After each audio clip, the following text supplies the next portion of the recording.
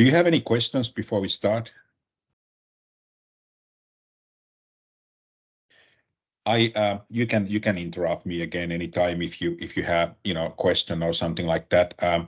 I did open up a quiz. I mean, you can pretty much I made it due like the 15th of this month, so you have some time to do it, and then the final case study, and some of you are already doing it.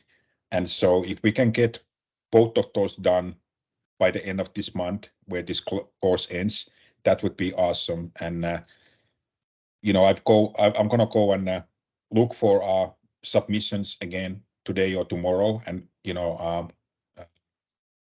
try to keep up with the grading them and all. But so far, everybody's doing really well. I mean, seen very, very good grades. So I think that grade-wise, you are going to wind up really, really good. I don't believe in creating anxiety, so I like the exams and quizzes to be something that you can, look for references that you can learn, because I think that the process of completing a quiz should be a learning event in itself. It's not just about testing what you know, it's about giving you an opportunity to learn something new. So that's the purpose of these things, because most human beings, including myself, if I'm not, sort of assigned to do something, I may not just go and do it voluntarily, because, life happens when you are busy studying. So it's just an opportunity for you to learn more. And so, yeah, I think that we are in really, really good shape here. I will intentionally skip a couple of chapters. So I'll skip chapters 13 and 15, and then we'll do 16, 17, 18, and that's going to be it. And the reason for that is that chapter 13 is about benefits, insurance, those types of things that are really, really US, focused. I mean, they're really, truly, there's most countries around the world don't have the same system, and the US system is also changing so rapidly that you can only talk about it in generalities. But US has a very, very, I think, messed up healthcare insurance system, where insurance companies are in the middle of controlling everything, and as a result of that, healthcare is extremely costly, and employers have to provide healthcare insurance, and it's part of benefits and compensation. And I would definitely encourage you to read the chapter to learn about it. But I think that since we are an international group out here, it's important for us to focus on topics that are not just specific to US. And then chapter 15 is really labor relations, not just employee relations, but unions, unionization.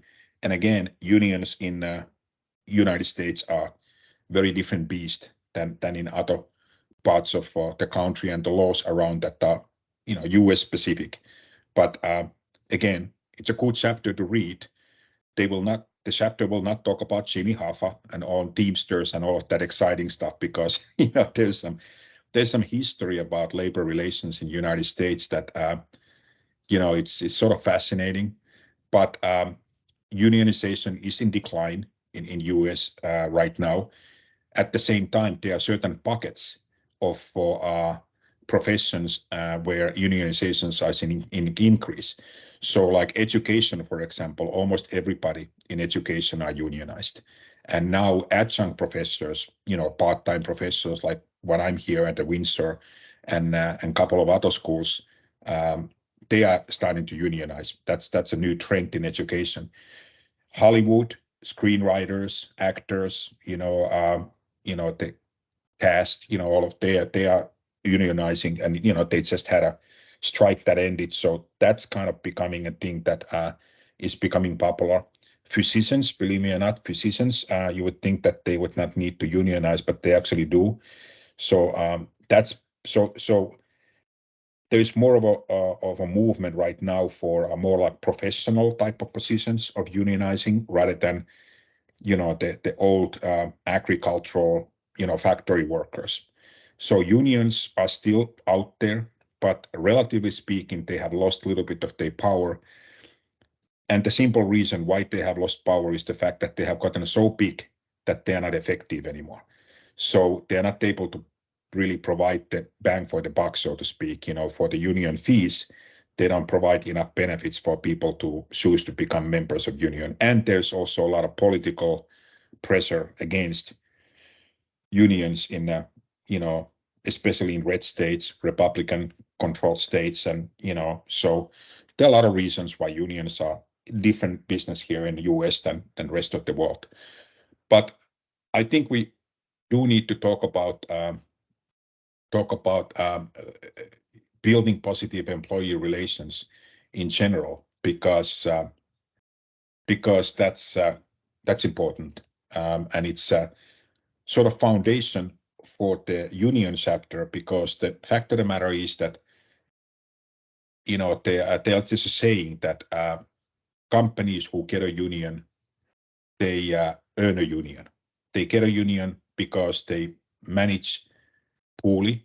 They do not provide proper employee relations, so they give employees a reason to form a union.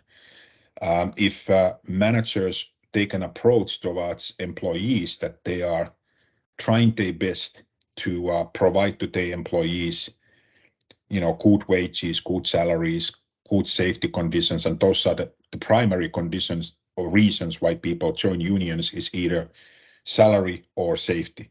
And so if those are taken care of already, then there's no reason. And if you do a lot of those things that we talked about last time, which profit sharing and things that you create engagement, then chances are that the employees don't feel like they need a union, so there's no opportunity for unions to take a hold.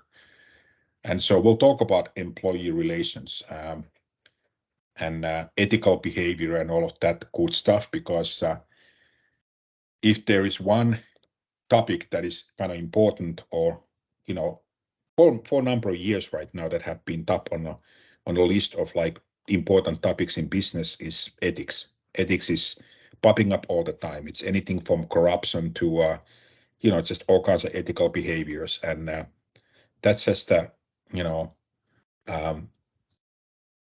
obviously for after Enron and after pharma, big pharma and all of those, there's a lot of types of things that have come to publicity about unethical behaviors that have kind of created this importance around ethical behavior.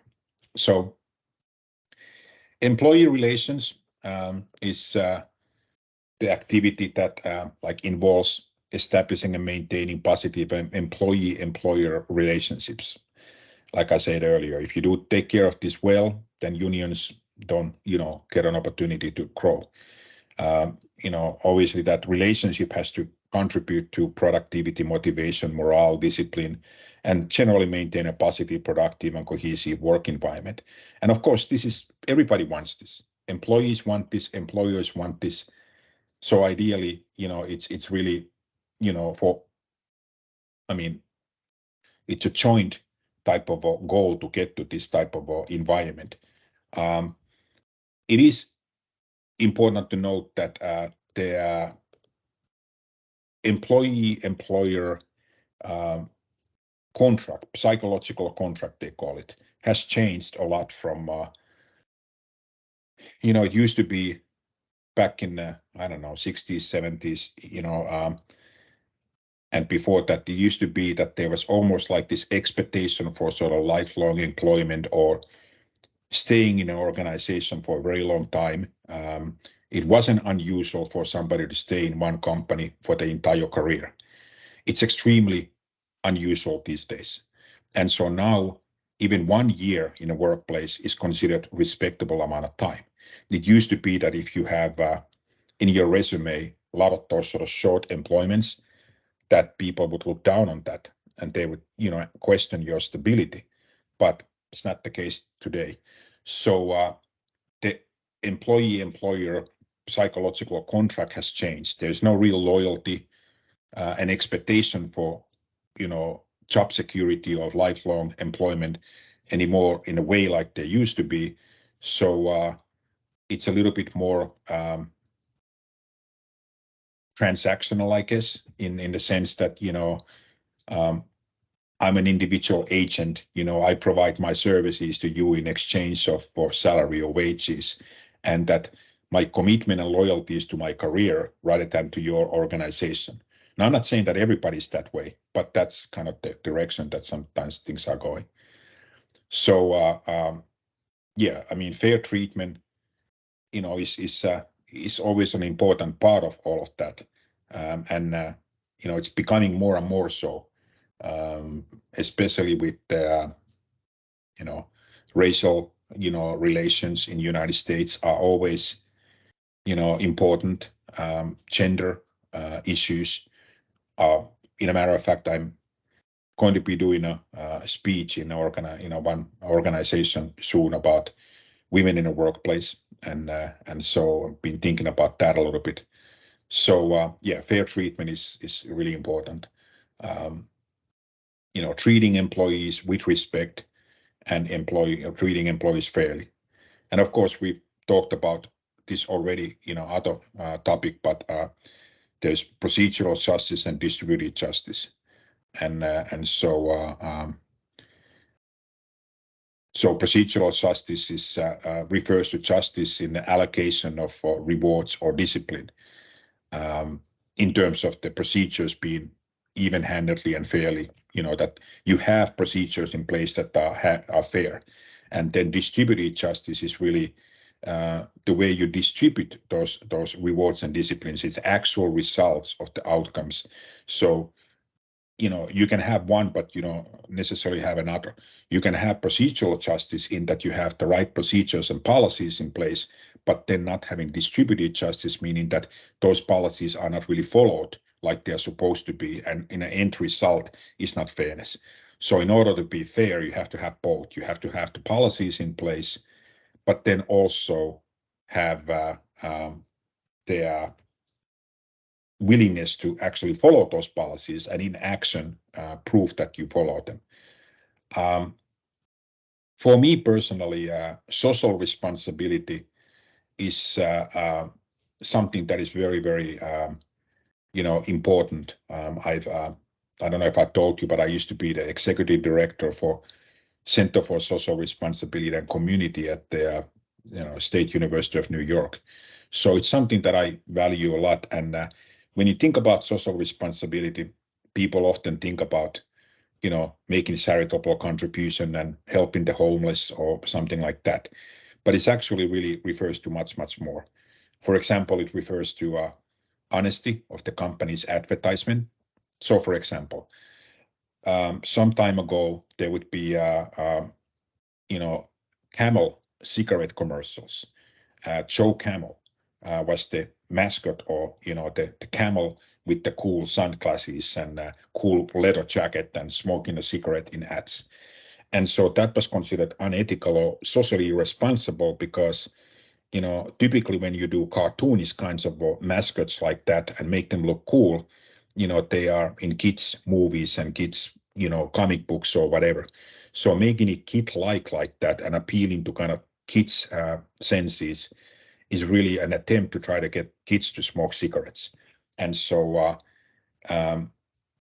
it's not just that, but also just not lying.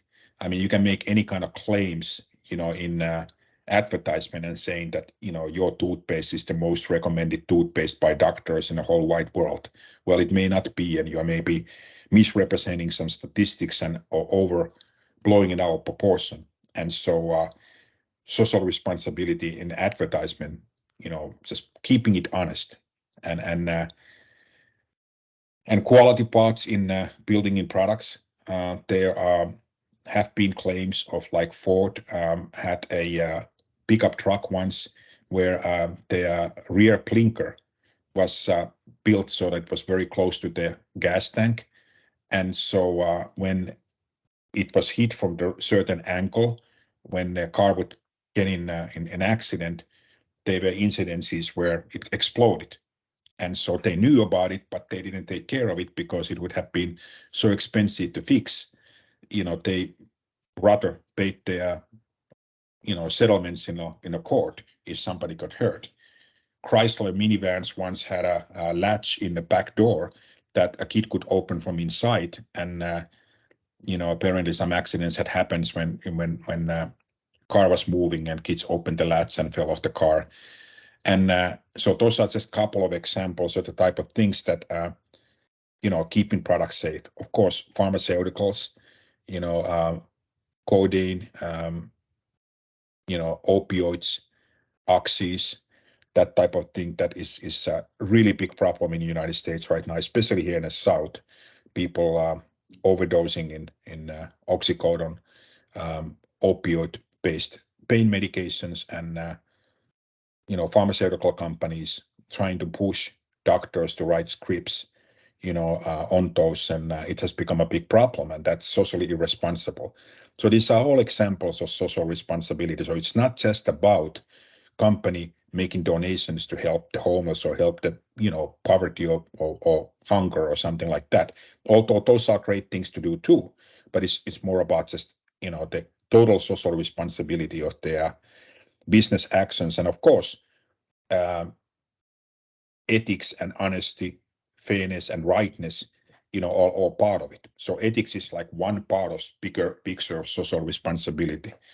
And so really corporate social responsibility refers to the extent to which companies should and do channel resources towards improving the society one way or another.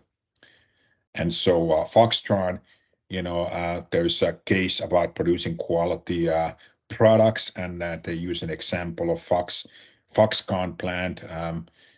Apple asked the plant owners to have the Fair Labor Association survey to plant workers, and the FLA found tons of issues in that company. Overly strict product quality demands, every job is tagged time, a lot of different things. And so basically they were saying that they found that in that environment, people just couldn't take it. Heavy overtime work requirements and really, really tough treatment of people. And so they had to make some changes in order to, treat people fairly. And this is fairly common in Chinese factories, where people work in really, really harsh and difficult circumstances. And companies are now starting to pay attention to that, because they are being criticized. And Apple is one of those, that they are being criticized a lot about the conditions of the factories, that the vendors that they use in China. So it's an example of social responsibility. Bullying and victimization is a real issue. Singling out someone to harass or mistreat, and it's the same way like in a school system. It's a problem. It's a problem, unfortunately, in a workplace, because sometimes adults are just big children, and they do stupid things. And so bullying in a workplace is something that happens, because of imbalance of power. People who bully use their power to control or harm, and people who are being bullied, they may have hard time defending themselves. Many of us have been subject to some level of that. It's actually much more common than we think. I've certainly had supervisors who tried to be bullies, and I've acted to retaliate or to defend myself number of different ways, but ultimately it's always leading me leaving the organization. So it's very hard to defend ourselves in situations like that and keep our jobs. So of course, actions done by accident are not bullying. So in bullying, the person who is doing the bullying has a goal to cause harm. And typically there has to be repetition as well. That is not just one-time event, that it's happened to the same person over and over by the same person or group. And it can take many forms, like verbal, name-calling, teasing, social, spreading rumors, leaving people out on purpose, breaking up friendships, physical, hitting, punching, shoving. Obviously, that happens a little bit less, but it's nature of bullying. And cyberbullying, using the internet, social media, mobile phones, to harm others. So it's different forms of this. So really big part of employee relations is communication. It's if you want to improve employee relations, it has to start with some sort of communication program. And these are all sort of examples of it, and some of them are kind of my favorite. I really like focus groups. I like to understand problems in organizations by getting people together and having an honest, frank discussion about it, and trying to solicit the ideas and solutions for possible problems. You can also do it through suggestion boxes, and you can have a ombudsman, kind of a representative who is fair and impartial, sorry, and so you can hire somebody, and they go through a specific ombudsmanship training to be that kind of a middleman, that representative, for people who've been violated. Hotlines, bigger companies can have a hotline that you can call if something feels wrong, or if you witness some sort of unethical behavior, so social irresponsibility, things like that. Exit interviews, of course, are important. We talked about those before, how that's really difficult to get some good feedback in those, because sometimes people are disgruntled and they don't want to tell you the truth, and they certainly don't want to tell you a lot of positive things in exit interviews, but they are still important to do. Open door policies, managers feeling like they can let employees to come in and talk to them, and being willing to listen, but they can backfire as well. I've had always open door policies, but it becomes to the point that I have a line of people waiting behind my office to talk to me, and as a result of that, I don't get my own work done anymore. So you have to kind of limit those open door policies, and sometimes having office hours specific to that kind of stuff is good. MBWA stands for management by walking around. I'm a big practitioner of that. I believe that it's important every day, or as often as I can, to be walking through the organization, knocking the doors of my subordinates, and just asking them about their lives. It's not so much about work. It's so much more about, how was the weekend? How is your golf? How is your wife? How is your husband? How are the kids? That kind of stuff. Just getting to know your employees and demonstrating to them that, you are open to knowing them and their feedback. And then while you are kind of socializing a little bit, you can also solicit some, feedback about their work and saying, is everything okay? How can I help? Is there anything I can do to help you? And type of things. So that's something that Steve Jobs made actually famous, the management by walking around. He did that a lot, although Steve Jobs was very demanding, and people were sort of afraid of him sometimes to even come to walk around, because he would be, testing people, and he wasn't always so nice. But the idea of, staying on top of people definitely was there. Organizational climate surveys can be also done. They are taking the focus group kind of a step beyond, and actually doing a paper survey and distributing that to people and asking their thoughts and opinions about the organizational climate.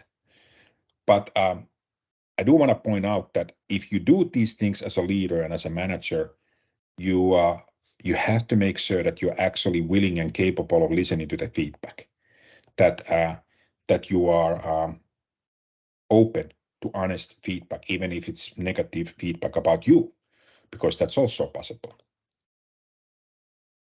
Employee involvement programs, engagement, we talked about that already, but when you help people to become involved with the company in a positive way, focus groups, social media, many companies, they encourage people to get involved in their social media, but it's also tricky, because that has to be managed and controlled somehow, and sometimes people say something that they didn't mean to be negative, but it sounded negative, and it actually ends up being harmful.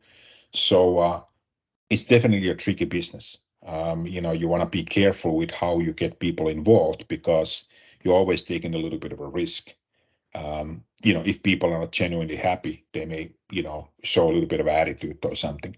So it's not always easy, but yeah, getting people involved in decision making, giving them a role and ownership to their work, and doing, social events, volunteering days when you have your employees to donate their time and donate the work time. So you are really the one donating the time to having your employees to work in a soup kitchen or something like that. I mean, there are different involvement programs like that can be very beneficial.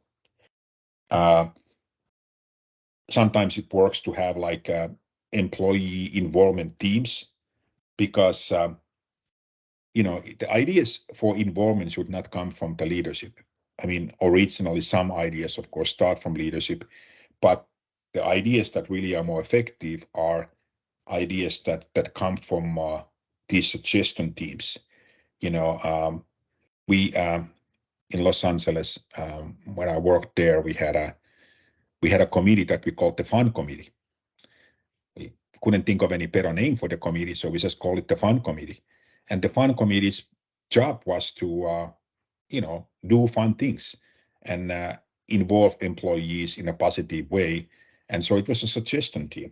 We didn't have necessarily a power to make these things happen, but we would have a power to make ideas, to suggest ideas to the president, and then president would turn around and approve it then, because often they would require a little bit of funding, some small budget to make Christmas party happen or something like that. And so you can have suggestions teams or committees or task forces like that. You can also have problem-solving teams. If there's a specific problem, you can put together a committee, temporary committee to solve that particular problem and get employees involved that way.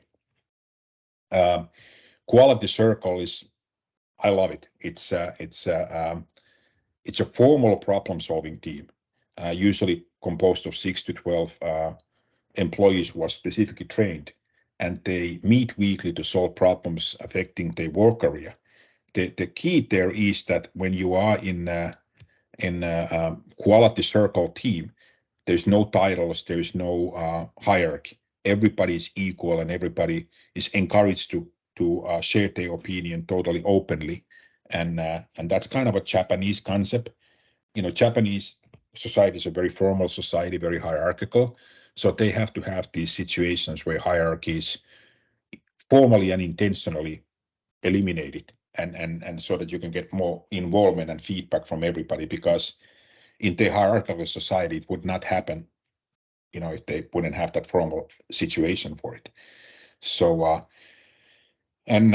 my personal favorite, I always say that my management style is to try to create self-managing, self-directed teams. It's great when you can empower and involve employees in a way that you don't even have to manage them day to day, that they know how to do their jobs without you. But it takes highly evolved and developed employees to do that. You can't necessarily expect entry-level employees to be able to get to that level. And so it takes a little bit, high level of professionalism and evolution. And of course, suggestion systems can be done many, many different ways. I think probably the best example of employee suggestion system is Southwest Airlines. Most of the improvements or most of the things that have made Southwest Airlines the famous quality leader is they listen to the employees. Their non-assigned seating was employee recommendation. A lot of things like no food, that they'll just hand you peanuts and soft drink. That was employee recommendation. They noticed that people don't really like the food anyway. And so, of course, right now, almost every airline is doing that. But initially, it was just Southwest Airlines that eliminated all of that.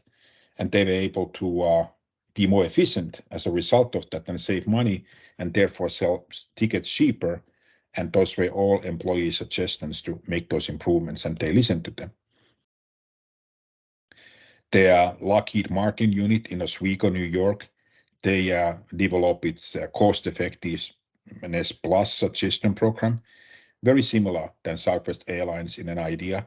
And they were able to solicit lots and lots of ideas from that, and they by implementing the idea, they so ahead. Someone say something.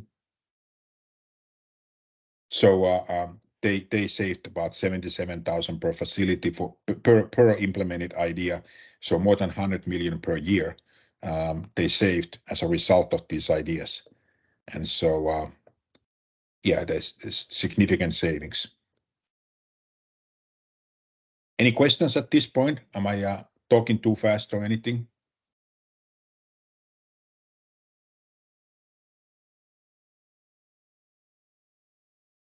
Sometimes it's good to ask people about ethics, you know, and you could do these kind of work ethics quizzes.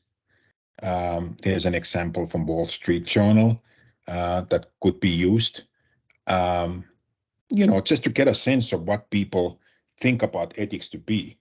Like, is it wrong to use companies' email for personal reasons? Well, of course it is. Well, is it? You know, I mean, it depends, I guess. But you know, you want to ask those kind of questions to see where people are. Is it wrong to use office equipment to help your children or spouse to do schoolwork? Well, yeah. Is it wrong to play computer games on office equipment during workday? Well, yeah. Unless you work for a video game company, which you know, your job is to play video games and test them. Is it wrong to use office equipment to do internet shopping? Well, yeah. Is it unethical to blame an error you made on a technological glitch? Well, yeah. I mean, lying, et cetera, et cetera, et cetera. I mean, some of these are fairly obvious, but you know, some of them people may have different opinions about them, and so this is just an example of a survey that may be useful to do. So, what shapes ethical behavior at work? Bad apples, you know. So when you have certain people, so this is it's really actually concerning. They have done a survey of ethical behavior at work, and it's sort of a bell curve, you know. So you know, you have 25% in one end, 25% in one end, and then 50% in the middle.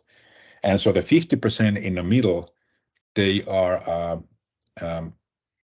amoral, feeling like they don't really think that morals have a lot to do with business. That is, you know, it's not really part of business at all.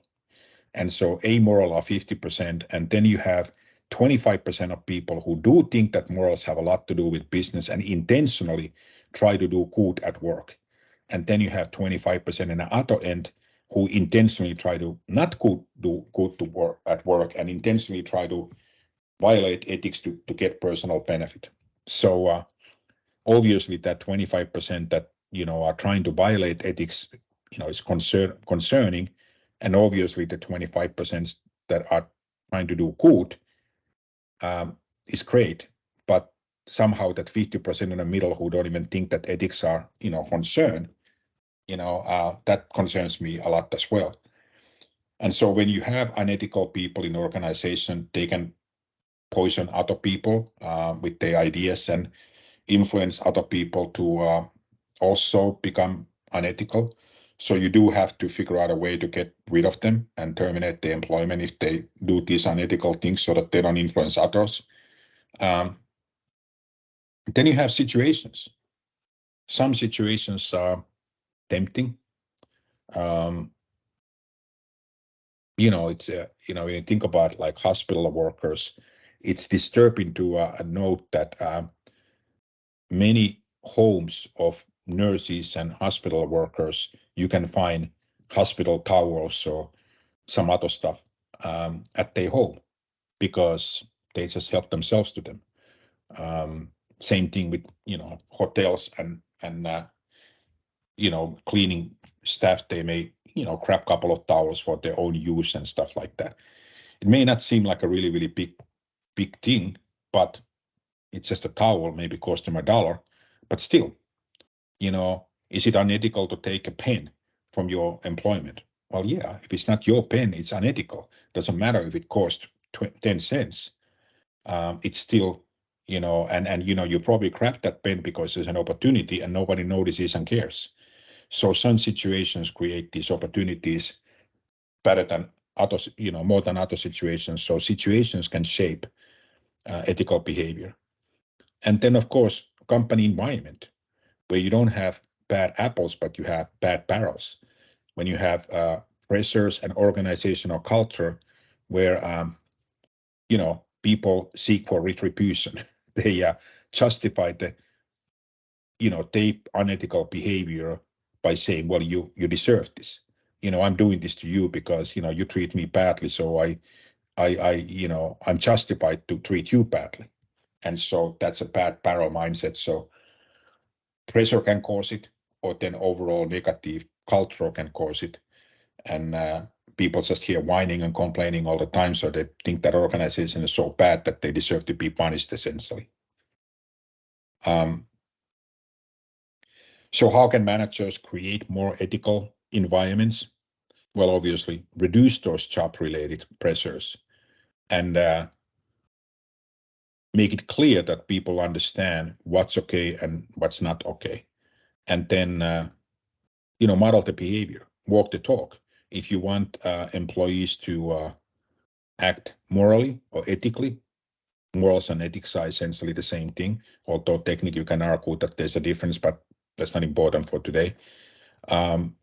Model the behavior. So be a role model. Show your employees how good, moral, ethical behavior is, and, that's going to help them to, be ethical as well. We talked about organizational behavioral conditioning. And so reinforcing the desired behavior and not undesirable behavior is, make sure that positive behaviors are rewarded and negative behaviors are punished, and that you get it straight and don't accidentally reinforce undesirable behaviors. And of course, most importantly, you have to take ethics seriously. You have to demonstrate that you take it seriously. You can't expect people to be unethical. Expect you to be ethical if you don't take it seriously in the first place. And after you take it seriously, you have to demonstrate that you take it seriously. So you have to show that you have procedural justice by writing ethical policies and codes, to institute ethics code. Many companies don't, because they think that by instituting ethics code is admission that people act unethically. They don't look at it as a preventive. They look at it as an admission that some things are unethical. And it really isn't. You don't, if you put a speed limit on a street somewhere there, it doesn't mean that you're admitting that people are speeding. You're just being, proactive to make sure that some kids don't get hit by a car, when they're running the street and somebody's going 100 miles an hour. So it's just that, you have to be open to the fact that people can be unethical, and therefore institute policies and codes, and then make sure that you enforce those rules equally and fairly with everybody, same way, do everybody the same way. Encourage whistleblowers. Don't punish whistleblowers, but encourage people to, step and if they see, witness something, to come, speak out about it, and create an environment where people feel comfortable doing so. And by doing all of these things, you are fostering an ethical culture and talking openly about ethical issues and how detrimental and difficult they be for the organization. So you help everybody understand the why behind what you're doing, because ethics violations can cost. In United States, there are lawyers in every corner out there trying to get a piece of you, and if you're an organization, you become target for lawsuits. More successful you are, more people try to sue you, unfortunately. And so there are lawyers out there looking for everything, to catch you for violating some sort of, ethical guideline. And so it's important for people to understand that their unethical behavior can really cost company a lot. I mean, imagine hospitals where a nurse or physician does something really unethical and somebody gets hurt, one patient gets hurt. Obviously, the whole hospital is going to get in trouble. So many times when we think about unethical corporate behavior, we think about these big companies. Our examples often are Enron or Big Pharma or some other things like that. And we shouldn't think that way. Majority of companies in the United States are small companies. And it's actually easier for small companies to be unethical because they can sort of get away with it better. And nobody notices because the damages may not be that big. But, bribery, corrupt dealings, payoffs, those type of things, can be considered business as usual by many small to mid-sized firms. And obviously, it's not usual at all, but, that's something that studies have found, that these small and mid-sized companies are prone to same, if not more, unethical behavior than the big ones. So what can HR managers do to create more ethical environments where they can hire right people by using the right selection methods and by writing the great job descriptions, doing job analysis, I'm going back to that every time, and sticking to the correct ethical selection methods. That can help, screening people and hiring the right people. It's a big step. And then right from the beginning, as part of their job-related training and orientation, include ethics training in that. Make sure that, people know right from the get-go that you take this seriously and that you alert them to all of these things and that you train them and introduce the policies and consequences for those. So you do ethics training and then, follow through. Use rewards and discipline to reinforce the ethical behavior. And, if you're asking people to be ethical to help your organization, then be ethical towards them as well, and make sure that you institute employee privacy policies and you demonstrate that you are also respecting your employees' privacy and their rights, because ethics goes both ways, right? You can't expect people to be ethical towards you if you're not ethical towards them. And then you got to know your law. Privacy, for example, Electronic Communications Privacy Act, ECPA, and there are many common law protections against invasion of privacy. And so you need to make sure that, you something as small as like if you are going to take photographs and you are using them in some sort of company advertisement or something like that, you got to make sure that you're getting everybody's signature and release, that you're doing that and those kinds of things. I mean, you don't want to go out there and, nilly-willy publish, list of your employees to whoever is asking. You have to be careful about a lot of those type of things. In education, we have something called FERPA, Family Educational Rights and Privacy Act. Means that, I can tell anybody outside of this classroom any one of your names. I can, admit to anybody that you are in my class without your written express permission. That's important. In Los Angeles, we had a situation where this is a horrible example, but with two situations. One situation was somebody had called and somebody at the university had told that person when the class starts, and somebody had put 1 + 1 together, and they had had a drive-by shooting on a highway, shooting the person who was on their way to class as some sort of a retaliation for some sort of gang-related thing or whatever. And, the university screwed up. If they wouldn't have told the person who called when the class is starting, they would not have been able to be in the right place at the right time to shoot them. Now, the person survived, luckily, but still. There was another situation where a angry boyfriend, called and was able to get validation or proof that girlfriend is going to school. And this boyfriend didn't accept of this girlfriend's going to school and improving herself. And, there was a domestic violence incident. The boyfriend beat the girlfriend, after class. And these are very, very serious situations. And, they sometimes unfortunately happen. And in this situation, they did happen. And we had to take serious action to make sure that nothing of that kind happened again, and enforce some rules and consequences. So if you are going to be monitoring people's email, because if you are the one providing that equipment, then you have a right to monitor email communications.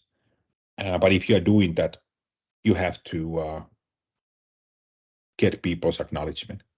Don't do it, hidingly, but give them a, note like this and saying, I understand that my emails can be periodically checked. And sometimes they say that if you want things to improve, just start tracking them. And this is one of these situations where, when you start tracking them, things tend to kind of improve. Sometimes people, just by knowing that they are being tracked, they tend to change their behavior in a positive way. We are right now in the middle of the slides over here. So let's have a break a little bit early. 5 minutes earlier than we had it last time. So let's come back 5 after, whatever the time it is in your place. And if you have any questions, think of them during the break, and then I can answer the questions coming after break. So I'll see you in 15 minutes.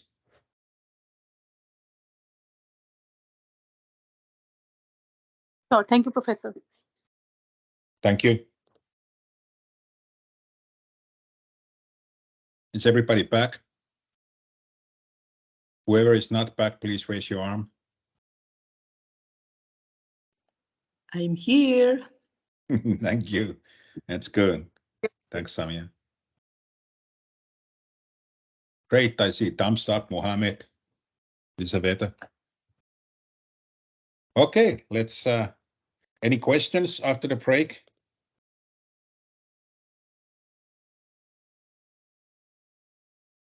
Yeah, if anybody has any examples or anything like that, and that comes to mind at any time, please let me know. It's always nice to hear from you. Discipline is obviously an important part of ethics. It's an uncomfortable part of management. Nobody wants to discipline anybody necessarily. Well, I guess there are people who would enjoy it, but that's a little sociopathic.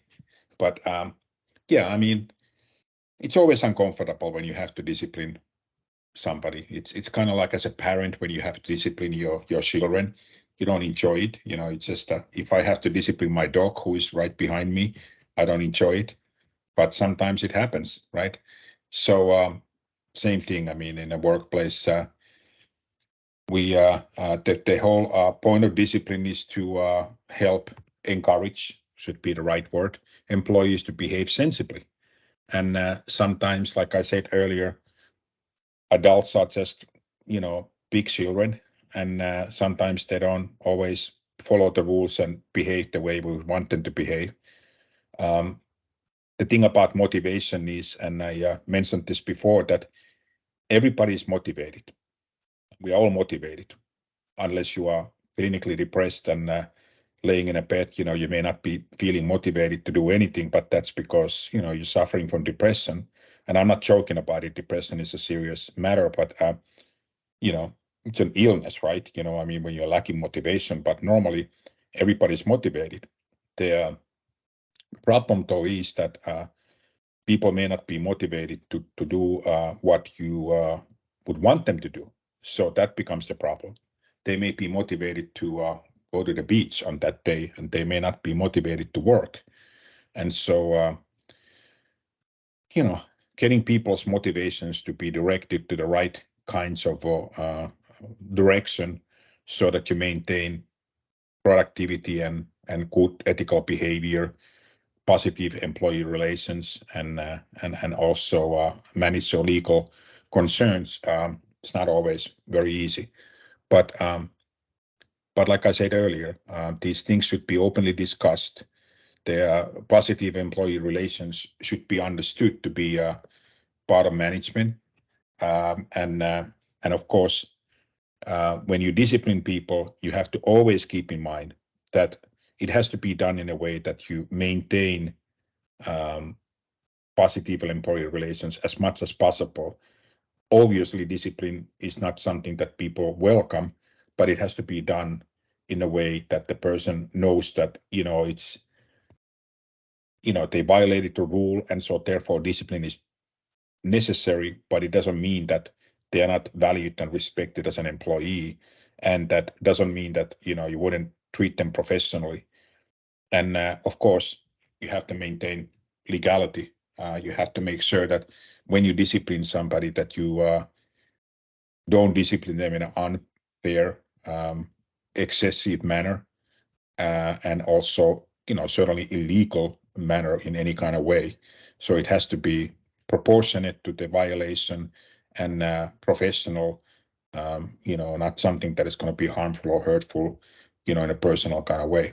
So kind of goes without saying. I mean, most of us understand that that's, what we are talking about. So the three pillars of fair discipline would be maintaining rules and regulations.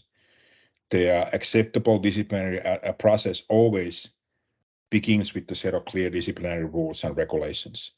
If there should be rules in employee handbook that cover problems such as theft, destruction of company property, drinking on the job, or insubordination, and there should be clear consequences for that. So then, if somebody violates that rule, then people would know what's going to happen. And the purpose of the rules is to inform employees ahead of time what is and what is not acceptable behavior. Most of the time, people should know anyway, but it has to be still listed. Progressive penalties, also called progressive disciplinary, process, and typically that starts with verbal warning first. Well, actually, even before verbal warning, you do consultation with the employee that you are saying, look, this behavior should not occur, and unless it's a very, very serious violation where you just simply cannot, do the progressive thing that it, results in an immediate termination. There are those kinds of violations that are just egregious enough that you cannot just have a discussion with them. But if it's something more proportionate, then first, discussion should be, I'm not going to give you a warning yet, but this is just a heads up that the behavior is a violation of penalties and it cannot happen again. That if it does happen again, it's going to be a verbal warning and then written warning and then, performance improvement plan and, from there, termination. So the point is that you don't just go from 0 to 60 in 2 seconds. You don't just immediately go to termination, that you go through the sequence of warnings and the idea of a discipline should be to try to correct the behavior and not just punish a person. And there's a difference. Discipline is a negative reinforcer. But negative reinforcement is, you have to always remember, the goal of negative reinforcement is to improve or increase the positive behavior by saying, I'm going to negatively reinforce you so that you wouldn't do this again, and so that you would do the positive behavior instead. So there always has to be a focus on rehabilitation. I mean, I know rehabilitation isn't really the right word, but corrective action rather than punishment. And there has to be an appeal process, because they certainly sometimes the employer could have it wrong. Sometimes the manager doesn't know all the factors, and so you have to give the employee an opportunity to keep this out of the story and appeal and to bring any sort of new evidence on the table. It's essential, but it's not a solution to everything. But there has to be that outlet at least, to be fair. Now, it's interesting that diversity is a very, very interesting situation, and there's a lot of psychology to this. Men and women, they tend to respond to disciplinary situations differently. Anybody who has boys and daughters knows the difference between their sons and their daughters in terms of their reaction when they are being disciplined. And so males, unfortunately, tend to escalate and be aggressive and violent in these situations, more likely to women, for example. Not categorically, not always, and I'm not saying that men are essentially more violent, but men tend to get angry sometimes faster in these situations, and women, they tend to it tend to be more damaging to relationships in the long term with female employees, and so you have to do the discipline extra carefully. Well, in both, you have to do it extra carefully for different reasons, but women sometimes they may be taking offense to it in a longer kind of a way, and so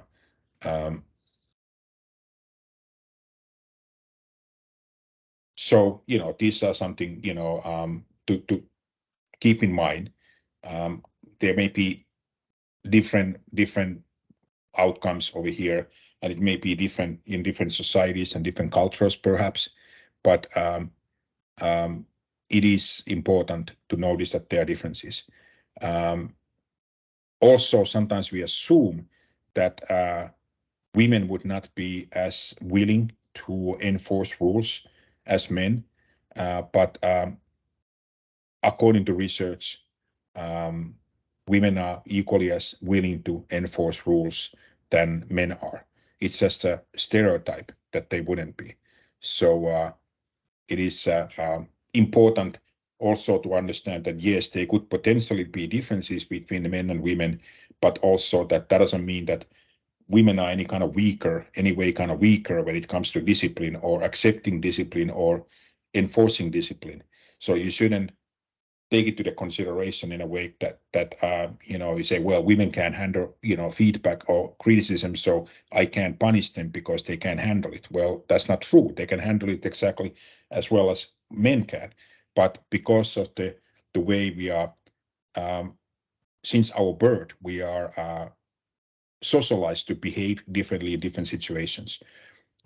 Men are put in blue rooms and they are given a football or baseball bat on their hand and say, go play sports. Women are put in a pink room and put a doll in their hand or dollhouse and say, go play with dolls. Doesn't mean that women or men, or women are born, or little babies are born automatically with the desire to play with dolls, or boys have a desire to play with certain other things. It's just because that's the way we teach them. And by teaching them those kinds of situations, they engage in different kind of play. And women may engage in a more caring kind of play, more supportive kind of play. And then men may engage in more, aggressive kind of play. I mean, boys are much more likely to play war games, for example, which I don't, allow my boys to do because I think that this is distasteful myself. But I see sometimes in the neighborhood, boys going bang, bang, bang out there. Well, I very rarely see women going, with toy guns going bang, bang, bang, So you get the point. we are trained to look at these things somewhat differently, and that may cause some differences that we need to understand as managers. And it always have to be maintained fair. Women are equal with men. At least I strongly believe that way. I come from Finnish culture that very, very strongly believes that, and I think that in the United States we still have room for employment. I mean, room for improvement, but right. I mean, you get my point. I mean, it's a sensitive issue because the gender relations are different in different parts of the world. There are some parts of the world that still women, are not equal in the society as much as, some other parts they are. But these have to be, of course, respective to any society. So when you discipline an employee, make sure that the evidence supports the charge of employee wrongdoing. I mean, this is not a court of law. You shouldn't call, well, you are guilty. But if you're gonna discipline somebody, you want to make sure that you have, paperwork for it. You have, you've tracked, your documentation and all of those things. Make sure that you can support what you are doing to them. Because if they go take you to court for it and say, you discipline them without a reason, then you have to be able to back it up. So there has to be evidence, and of course, not just for legal reasons, but you need to, as a manager, know that you're doing the right thing for right reasons, and that you have to investigate to make sure that there really was a violation before you go move to disciplinary action. And so also, it should never ever come as a surprise. I had a discussion, I think I told you before, had an executive coaching client who is doing some performance appraisals, and they're becoming kind of a surprise to his employees. And so they become kind of escalated and kind of conflicts because he hasn't warned them in advance. So really, if you are going to go to somebody and there are consequences, it should not come as a surprise. There should be enough warning about it, and the person who should have heads up about it, that if you continue this behavior, you're going to be, disciplined for misconduct. So ethical, fair work environment, that's the way it works. People get, warning, people get, sufficient reinforcement so that by the time it becomes, time to discipline, that they know what's coming. And then, like have employee to sign a form. So for example, if you have certain policies, that list things that are violations of those policies, then have an employee sign a form that they acknowledge that they have read the employee manual, do even a training with some quizzes or something like that, so that they can say, well, I didn't know. Because you can turn around and say, well, here's a signature that says that you did know because you acknowledge this rule. And also, if you give them a written warning or something, have them sign it so that they can turn around and say, well, I didn't get the warning. Well, yes, you did, because you signed it over here. And that's, by the way, an interesting distinction between verbal warning and a written warning. I think I mentioned this before. You can document a verbal warning. You can document it in the notes and have the person sign and say they received a verbal warning today. Written warning is more, you can put it in notes somewhere and slip the, note thing in the personal file, but it's not a formal documentation or written warning. It's treated kind of differently. But the point is that just because it's verbal doesn't mean that you don't have a record of it, because otherwise employees say, well, I never received the verbal warning. Yes, you did. Well, prove it. Well, it's right over here. And this day we talked about it and you signed that, we discussed about it. It just wasn't escalating a written warning at that point. I was giving you an additional chance. So that's important as well, that everything should be documented. Report of employee discipline. This is an example of a form that should be used. Description of the incident and misconduct, including witnesses, if any. And then you list those witnesses there, and then you list what rule was violated, what policy was violated, what was the employee's explanation. So you give them an opportunity to give this out of the story right here. Then you list the disciplinary action, and if employee was warned today that if misconduct such as this occurs again, what would be the next, how many weeks are you, kind of, giving that kind of a, because you don't necessarily want to say you did it once and now forever, if you do it again, you're going to be fired, because that's not fair. 10 years from now, you did something that you did 10 years ago, and now you're saying, well, this is the second strike or third strike, so you're out. Well, 10 years transpired, so give people credit for that. So you may say next few weeks or next few months or whatever, if this happens again, then you'll be subjected to this and this consequence. So then you have the employee sign it, you sign it, date it, and go from there. So like I already mentioned this, that the rule that allegedly was violated. Sorry, then my finger touched it, there. So reasonably related to the efficient and safe operation of the particular work environment.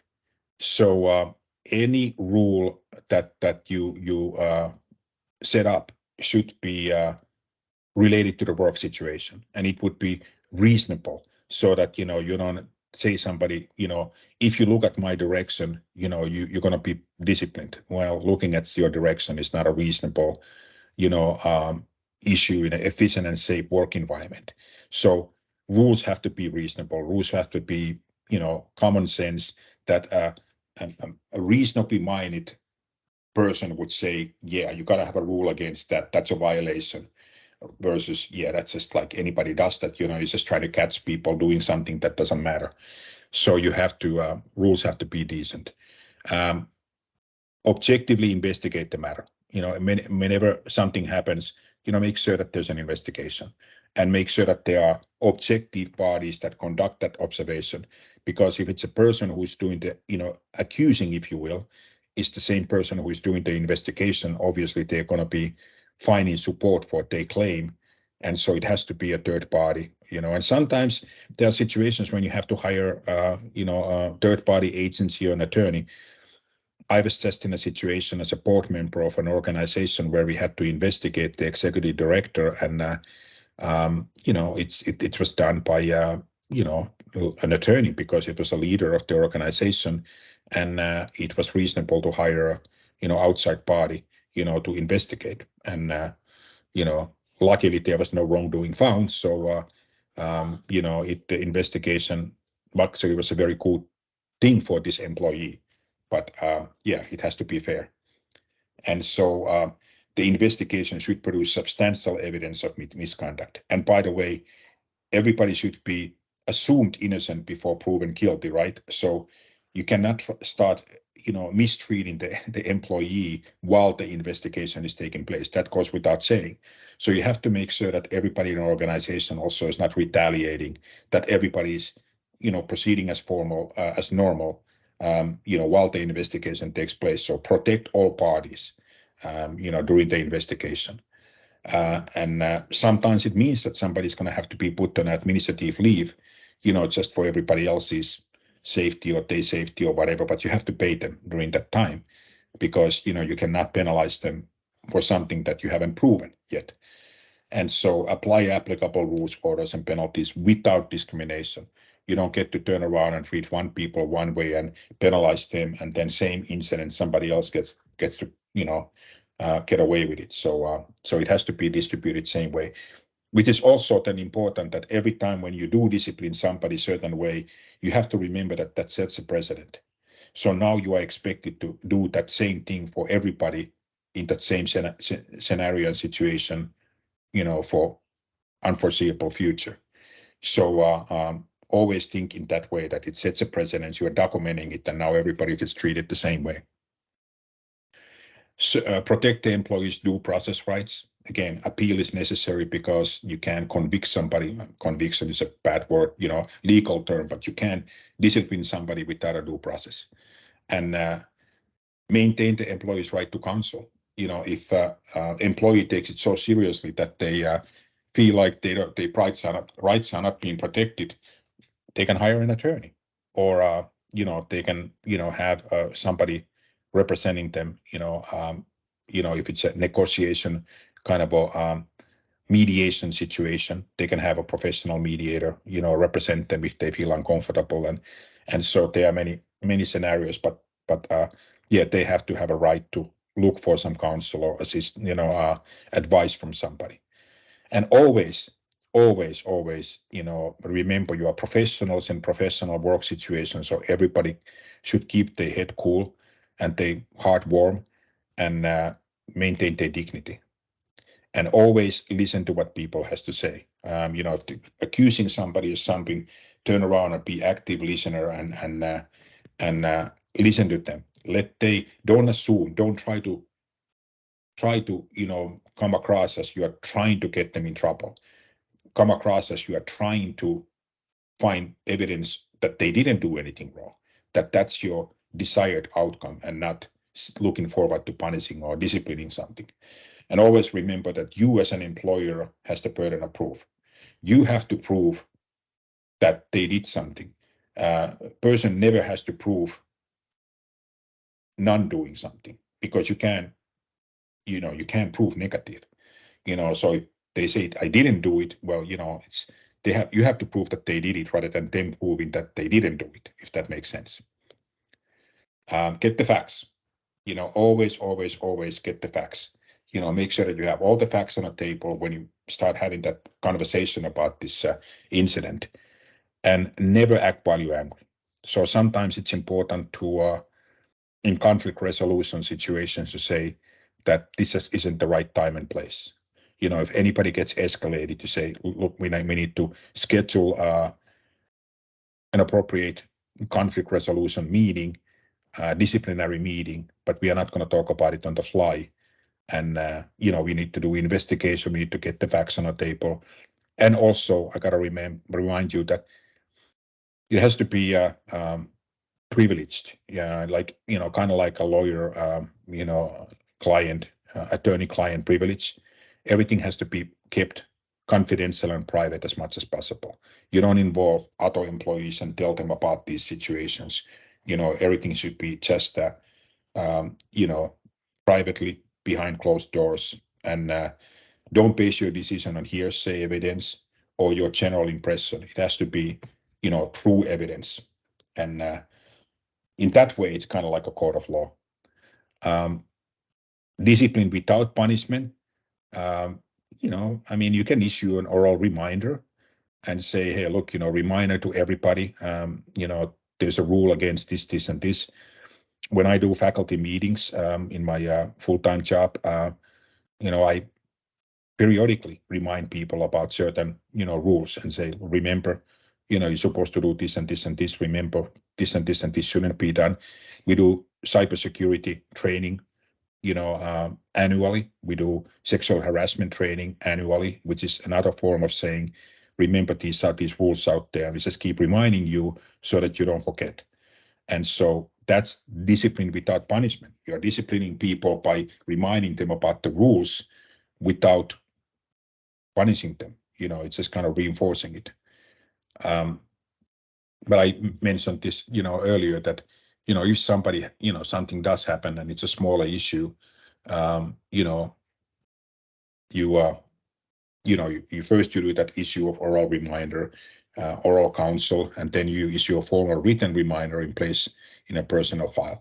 But again, writing something on a personal file is different than having a note in your own files, because every manager should have a file of the employees, of the direct reports. It doesn't go necessarily to HR personal file, but you certainly should have some documentation there. Decision-making leave, administrative leave, sometimes, could be given, like I said earlier. Dismissal if behavior repeats.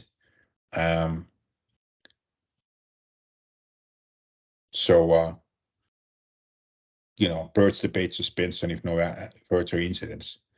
So if the person is changing their behavior, then allow them to return in the workplace, and basically treat them as you would have like nothing happened. If they are correcting the behavior, so that you don't hold it over their head, forever. So there's a competition in the United States. Organizations publish this best companies to work for list. Fortune magazine, for example, does it, and there's a Great Place to Work Institute. So there are many of these kinds of lists, and basically these are organizations that have the most ethical and most favorable, best employee relations. So how companies become best companies to work for is, they obviously they welcome and invite these Fortune magazine or Great Place to Work auditors or investigators, to openly look into their practices, and so that's how they become best companies to work for. But of course, it's maintaining these strict policies and maintaining positive disciplinary processes and everything. That's how you get to be on that list. It essentially, defines great workplace. Famous examples of that are SAS, Google, and FedEx. SAS, كيف المطاعم تحصل على نجوم مثل ستارز تتذكر، بس زي ما في نجوم في المطاعم في طبعا فنادق. Yeah, somebody got off their mute there. So SAS, they are famous for having unlimited vacation time, for example, and some other great policies that really provide a lot of freedom for people. Google, of course, they have Googleplex in Northern California. Fabulous place. A lot of people have heard about it, with restaurants and rest areas, social areas, and all kinds of different things. Doesn't mean that the people wouldn't work hard in these places. They are not amusement parks or country clubs, but it just means that they reward good performance, and they allow people ways to reflect and relax and interact, and make sure that people are engaged and involved and feel satisfied. FedEx is another organization that has. Yeah, go ahead. Anybody? Somebody said something. Okay, great benefits. Go ahead. Yari.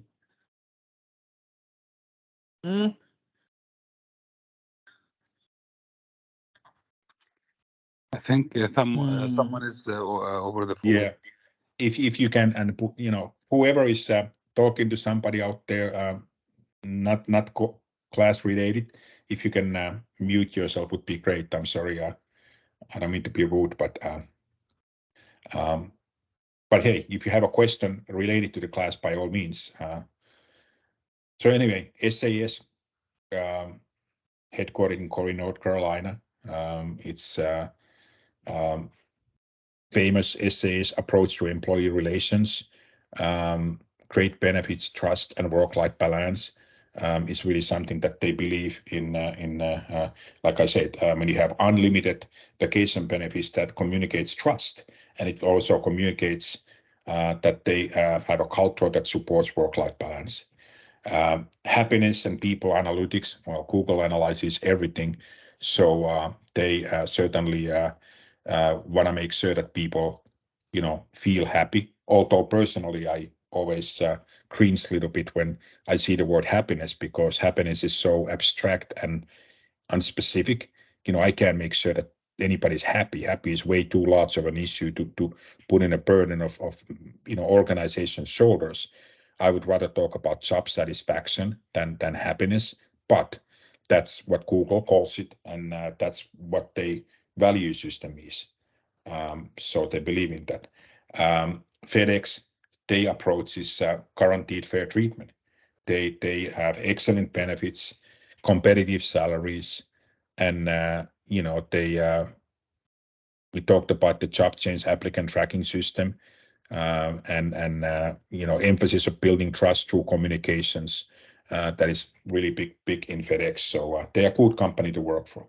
Interestingly, companies like Apple, for example, Apple is not such a great place to work for.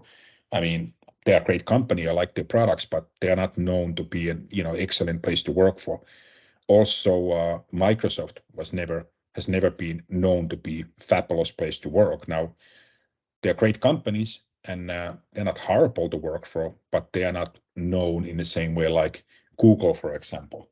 Amazon, other big company that you may have heard about, a lot of conflicts that they have with employees, and how people work environment is not really great though. And so and Walmart, of course, they've been subject to a lot of criticism and even lawsuits from their employees. So there are lots of good companies, but there are lots of bad companies as well. Best company human resources philosophy, again, cultivate trust, ensuring fair treatment of employees, respecting employees, and really respecting employees of all diversity, all genders, and embrace it. Just tolerating people is different than embracing it. And, you have to, as a manager in the United States, you have to be colorblind. You have to not see race, you have to not see religion, or you have to not see political orientation. And by not seeing that, I don't mean that you don't recognize and respect them equally, but by not seeing, I mean you cannot allow those kinds of biases or those kind of differences to influence your disciplinary methods or your treatment of employees. I mean, that's just what managers have to learn. And not all managers, have it down, but it's very important. So HR philosophies, they can be the magic sauce, and this is what I believe strongly as a management professor, of promoting these magic sauce HR policies and practices that really make a workplace a great place to work. If I didn't tell you how I got into management, let me tell you again. I'm sorry if I'm repeating, but I used to be a psychotherapist. For my first 10 years in my career, I really believe in mental health and helping people with mental health. And in 10 years of practicing as a clinician, I noticed that people talk about their work a lot. And many times, if you really dig deep, there was some sort of work-related situation that caused somebody to, get into, depression or anxiety, and, and that resulted in alcoholism, domestic violence, whatever. And so many times the root problem was work-related. And so I moved to managerial psychology and understanding work-related issues, because I saw so much of that there. And I felt like a better way of helping people with mental illness is to teach people proper management and proper human resource management than to treating people one by one individually in a psychotherapist office. So that's how I got into management. So that's why, this is a really big part of what I believe in. How we can make a workplace a better place by having good HR practices and teaching managers, how to do that well as well. So that's all I have to say about that. Like Forrest Gump would say. Those of you who have seen Forrest Gump movie, you know that Forrest Gump is the smartest Alabamian. He's from Alabama. He's known as the smartest Alabamian. I can say that since I live in Alabama, but yeah, he's the most famous Alabamian. Forrest Gump. That's all I have to say about that. Life is like a box of chocolates. You never know what you're gonna get. Anyway, if you haven't seen the movie, go see it. It's an old movie. Does anybody have any questions about anything at this point? Yeah, done a little bit early today, so we don't have to stretch this. We don't have really time for any other topics anyway in the remaining 20 minutes or so. So I'm gonna give you your 20 minutes back so that you can go enjoy your families and activities. And again, it's an always honor to talk to you. You guys are a great group of people, and You know where to find me if you have any questions about anything. If I don't hear from you, we'll see you next week. Tomi, did you graded our assignment? Because we don't know if you received it by Google or what. I created all of the everything that I've seen, the first quiz and the paper. I created those, but I'm gonna go. It was about a week ago when I created them, so I'm gonna go this weekend again because during weekdays I have a lot of. So you I'm gonna already go graded again. it? I just checked yesterday and mine is not graded, so maybe you didn't see mine. Or you Okay, didn't receive mine. all right. I will check right now, and you know, if you don't see a grade after today, follow up with me so you can make sure that you know you can get it resubmitted or whatever. Okay, thank you, Tomi. All right, I'll look right now. Okay, thank you. Thanks for asking about that. Yeah, All because right. we don't know the signal, we don't know about this model if it's working or not. Yeah, I mean,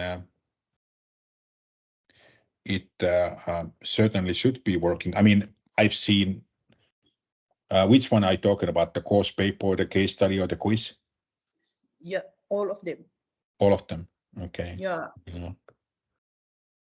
That's interesting. Let me just see over here.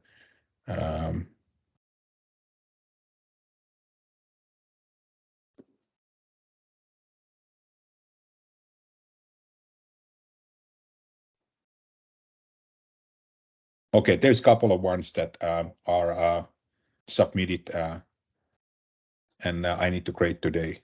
So it should be, you know, give me an hour or two, and I'll create those few because there's few that are submitted late and you know since last time. So yeah, I'll take care of them. Yeah, because I submitted them maybe last month. Yeah, well, technically last month was 2 days ago, but you are talking about the month before that. So I'm sorry. Again, and so this is Julian talking, right? Yes, Sorry, I yeah. don't. Okay, let me. That's what I know if I submitted it or no. Yeah, I don't. Looking at it, don't actually see your name in here. You know, with the list of submitted. The quiz too. That's the only thing Yeah. that I didn't submitted. But the quiz one, the course paper, I already submitted them. Okay, I do see it right now over here. It was submitted. Let me see. Yeah, October 31st. So you're absolutely right. It was month ago. So I don't know how I missed it, but I have it open in my computer. Actually, you know what? It's graded. It's graded. So it's Your graded. course paper is graded. How about the other one, the individual, the assignment one? Yeah, that's the course paper. You know, it's graded. I can't tell you publicly what you got out there, but No,